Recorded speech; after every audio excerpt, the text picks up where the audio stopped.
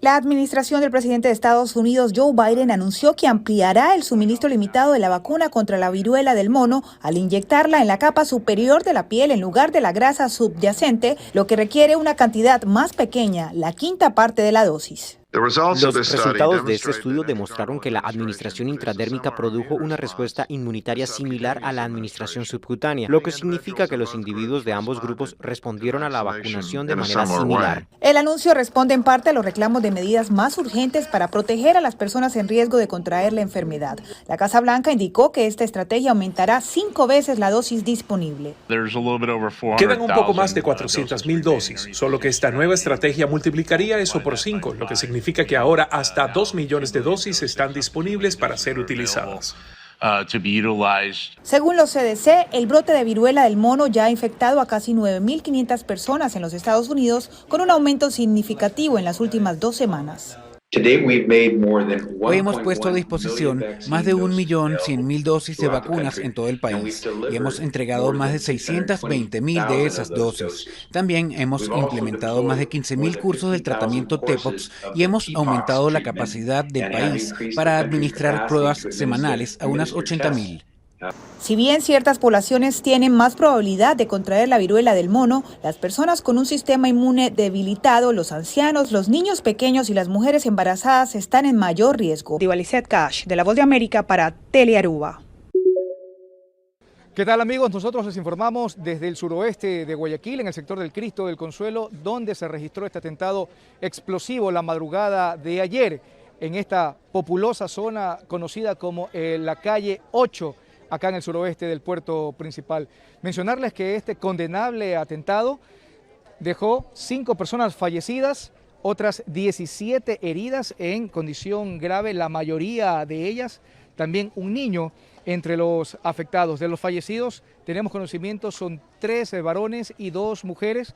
Una de ellas no ha sido todavía identificada por los galenos que están llevando adelante esta investigación. Comentarles también que la policía ha permanecido aquí desde ayer para llevar adelante las pesquisas, las investigaciones que puedan permitir establecer cuáles fueron las motivaciones de este atentado que no tiene precedentes realmente acá en Guayaquil por la magnitud de daños, la magnitud de afectación que produjo este atentado con explosivos. A esta hora, personal municipal se encuentra aquí en la zona para brindar asistencia médica, también humanitaria. Se está haciendo la entrega de alimentos, se está haciendo la entrega de algunos implementos ortopédicos, también sillas de ruedas. Ahí podemos observar la ayuda que se está recibiendo por parte de las diferentes divisiones del municipio de Guayaquil.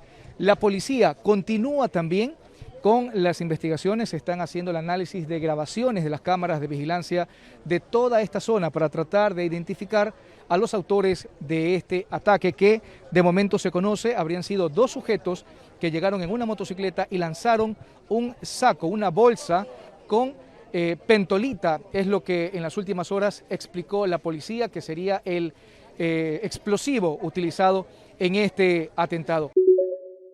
La visita de una comisión integrada por 5 legisladores estadounidenses a Taipei vuelve a encender las alarmas en las ya tensas relaciones entre China y Estados Unidos. Esta vez el gobierno del presidente Xi Jinping anunció la realización de más maniobras militares alrededor de Taiwán, esto para mostrar su rechazo porque esta vez fue una delegación del Congreso de Estados Unidos encabezada por el senador demócrata por Massachusetts Ed Markey a visitar Taipei.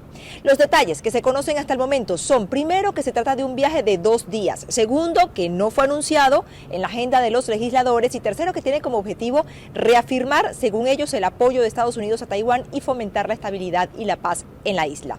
La delegación está conformada por 4 demócratas, una representante republicana y tiene varias reuniones previstas con la presidenta de Taiwán, Tsai Ing-wen, el ministro de Relaciones Exteriores, Joseph Wu, y también con el Comité de Asuntos Exteriores y Defensa Nacional del Parlamento de Taiwán. Esto para tratar abordar temas de seguridad y comercio que incluiría posibles inversiones en semiconductores. Ante esto, China ya advirtió que va a tomar contramedidas firmes ante lo que catalogan como provocaciones de Estados Unidos, así lo expresó en un comunicado emitido por la Embajada China aquí en Washington.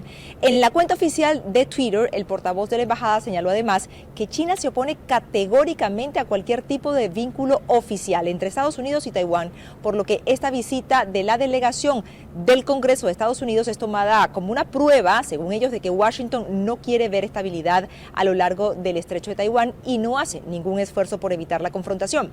Ante esto también hubo una respuesta por parte de Taipei que ha sido bastante clara, señalando que la invasión rusa a Ucrania ha puesto de relieve la amenaza existente al orden mundial por parte de regímenes autoritarios y que los recientes ejercicios militares de China en Taiwán han perturbado gravemente la paz y la estabilidad de la región. Desde Washington les informó Natalí Salas Guaitero de La Voz de América para Telearuba.